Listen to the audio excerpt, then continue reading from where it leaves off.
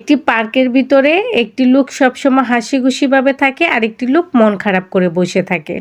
মন খারাপ করা থাকা লোকটি এই যে লোকটা সবসময় হাসে তাকে জিজ্ঞাসা করলো, "ভাইয়া আপনি এত হাসিখুশিভাবে কিভাবে থাকেন? আমি তো চাইলেও হাসতে পারি না।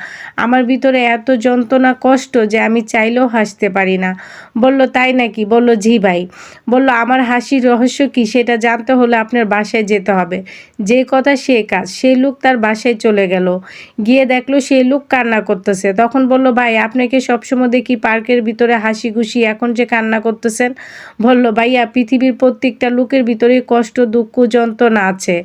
সেগুলো নিয়েও আমাদের হাসিমুখে বাঁচতে হয়। এই সমাজের সামনে যদি মন খারাপ করে থাকেন তাহলে মানুষ আপনাকে পৃথিবীর সবথেকে দুঃখী ব্যক্তি ভাববে।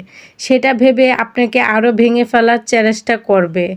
আর আপনাকে যদি কেউ ভেঙে ফেলে তাহলে আপনাকে গড়ার মতো আর কেউ নেই। আপনি নিজেকে নিজের গড়ে নিতে হবে। তাই ভাঙার আগে শক্ত হয়ে থাকেন। তাই আমি হাসিখুশি থাকি সবসময়।"